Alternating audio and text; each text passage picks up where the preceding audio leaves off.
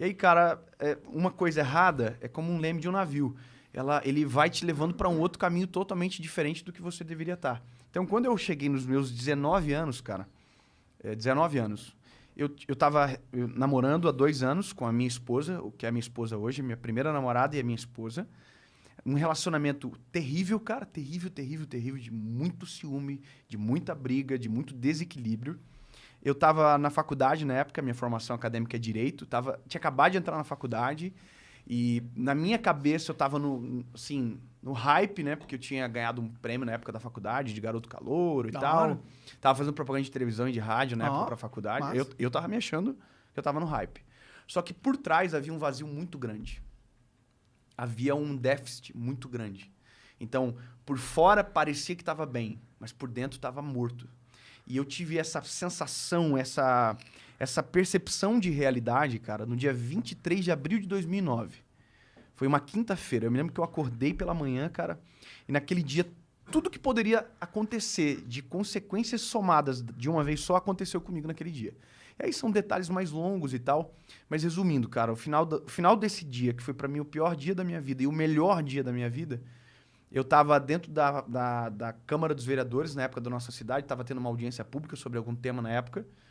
E eu me lembro de eu entrar dentro do banheiro da Câmara dos Vereadores, cara, colocar um monte de papel na boca, assim, pra gritar e ninguém ouvir, sabe? De tanta angústia, cara. E aquele dia foi, pra mim, um marco, porque eu saí dali, pensei em suicídio. Eu me lembro que os pensamentos, assim, eu tenho um rio na nossa cidade, que é um rio Cachoeira, o nome, é um rio poluído. E eu fiquei pensando, cara, se eu me jogar aqui, eu sei nadar, pô, eu não vou morrer. Aí pensei de me jogar na frente de um carro. Falei, cara, e se eu ficar paralítico? Pô, eu vou incomodar minha mãe e meu pai pelo resto da minha vida e não vou conseguir morrer. Pra entender o nível, né, do que estava passando dentro do meu coração. E aí, cara, naquele dia, eu procurei 2 coisas. Eu procurei um irmão da igreja que passava por mim quando eu ia pro colégio.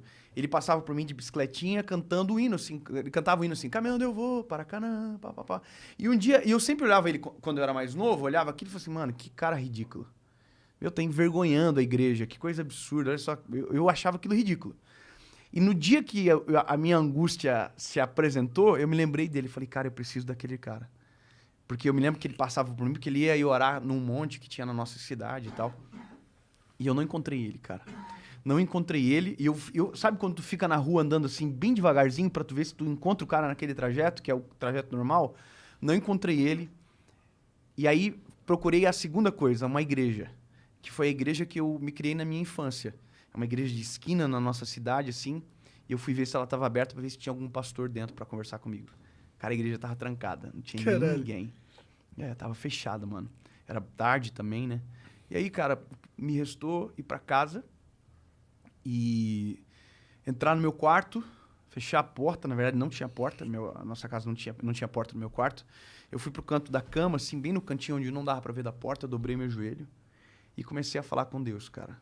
A oração mais sincera que eu fiz na minha vida. Sabe? Porque a oração, ela às vezes é uma...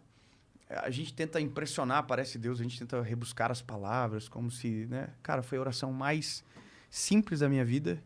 Foi a oração mais verdadeira. Eu nunca chorei tanto, acho, na minha vida como naquele dia.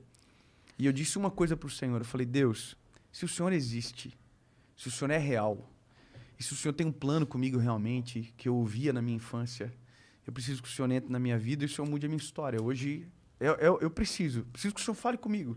E, cara, eu fiquei naquele cenário ali, orando e tal, e aí me lembrei de uma Bíblia que não ficava no meu quarto, que era uma Bíblia que era do meu avô, que meu avô havia falecido e ficado para a nossa família. Eu peguei, fui lá no quarto da minha mãe, busquei a Bíblia, voltei pro meu quarto, e aí, cara, dobrei o joelho de novo e falei, Jesus... Eu já ouvi pessoas dizendo que isso pode acontecer, então eu quero que o Senhor faça comigo. Se o Senhor fale comigo. Aí eu peguei a Bíblia e abri. E abri em Salmo 116. Nunca tinha lido, nunca tinha aberto aquele texto, estava assim. Ama o Senhor, porque Ele ouviu a minha voz e a minha súplica, porque inclinou para mim os seus ouvidos, por quanto invocá-lo enquanto viver. Cordéis da morte me cercaram, angústias do inferno se apoderaram de mim. Encontrei angústia e tristeza e disse, ó Senhor, livra minha alma. Bom é o Senhor, justo Ele é, Ele salva. Cara, era a minha história. Eu clamei ao Senhor, os cordéis da morte me cercaram, eu tive muita angústia. E aí eu comecei a chorar e falar, Jesus, o Senhor é real e tal, mas eu preciso que o Senhor fale comigo de novo. Eu preciso, Senhor, eu estou desesperado. Fala comigo de novo. Abri. Isaías 60. Levanta-te e resplandece, porque já vem a tua luz e a glória do Senhor vai nascendo sobre ti. Aquele dia mudou minha vida para sempre, cara. Mudou meu relacionamento com a minha esposa, na época era minha namorada, mudou a minha forma de tratar os meus pais. Foi a mudança mais radical que eu experimentei na minha vida, cara. Diferentemente da religião que transforma o homem de fora para dentro, com paradigmas e com a própria história, Cristo ele transforma o homem de dentro para fora. Então é aquilo que a gente chama de metanoia, sabe? Quando muda de uma maneira tão radical que você não consegue explicar. Então foi isso que eu vivi.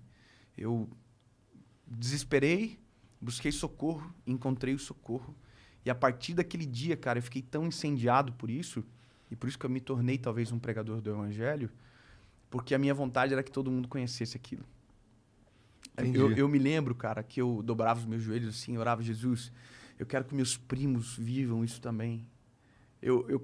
Começou na minha família, sabe? Cara, eu clamava por isso e vi os meus primos todos tendo a vida transformada também. E depois isso virou meu trabalho, meu ministério, né? Quando que virou seu trabalho? Porque você tinha 19 anos quando teve essa transformação. Sim, cara. Mano, eu preguei a primeira vez com 20 anos de idade. 20 para 21 anos de idade. Foi a primeira vez que eu não preguei. Eu contei esse testemunho de maneira mais detalhada, tal. Eu contei numa igreja, num sábado à tarde, eu acho. Foi a primeira vez. E eu me lembro de sair daquele lugar, cara, me sentindo, assim, sentindo uma coisa no meu espírito, sabe? Como sabe quando fala, caraca, mano. Tô no lugar certo na hora certa. Meu Deus, isso é a melhor coisa da vida, cara. Eu olhar as pessoas assim, as pessoas sendo tocadas pela história e cara, aquilo me deixou doido, cara. E aí, eu não vou dizer pra você que naquele dia eu tinha certeza que aquilo seria minha vida pra sempre. Porque eu tinha outros sonhos. Eu tava dentro da faculdade de Direito, eu tinha outras ambições, né? Mas, cara, virou realmente o meu trabalho quando eu tava com 24 anos de idade. Eu terminei a faculdade, concluí, e aí eu fui comissionado de uma maneira que eu não tinha mais para onde correr, sabe? Quando tudo à tua volta fecham as portas. Eu tentei entrar numa sociedade de um escritório de advocacia na época, fui passado para trás. Tentei abrir uma loja de película, fui passado para trás. Tentei tudo, cara. Nada dava certo. Então tudo era paliativo, nada era de verdade, sabe? E aí, cara, resumindo a história, no dia da minha formatura, isso é experiência, né? Experiência é fé para quem fala e fé para quem acredita. Mas no dia da minha formatura, eu fui escolhido para fazer aquele discurso de oratória ali, né? Da formatura e tal.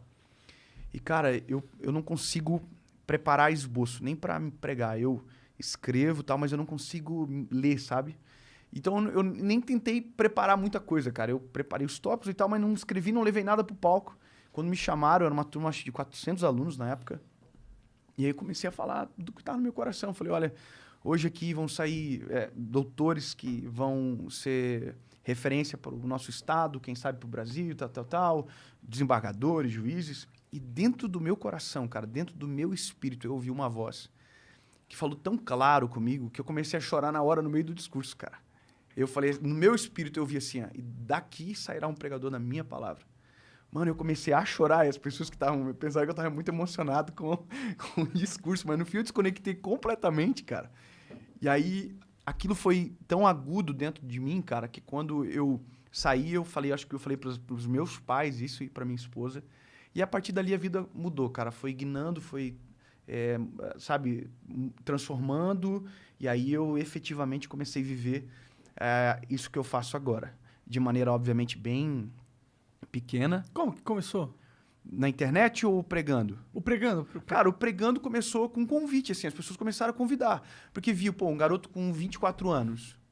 Eu sempre fui muito quebrantado, cara. A minha natureza é essa. Muito o quê? Quebrantado, chorão. Ah, tá. É porque o quebrantar é meio que a gente falar que é o choro que é movido pelo Espírito. Tá. Não é o evangeliquismo, mas é uma coisa mais profunda, sabe? Chorar, tipo, emoção. Eu me emociono com uma música. Uhum. O quebrantar precisa de algo a mais, algo mais profundo, sabe? Então eu sempre fui muito quebrantado porque a minha história me produziu isso. Então, cara, eu pregava, eu sempre fui muito chorão, então pregava chorando e tinha muita verdade sempre. E aquilo começou dentro da minha própria cidade, eu sou de Joinville, é uma cidade de 600 mil habitantes, começou a irradiar na minha própria cidade.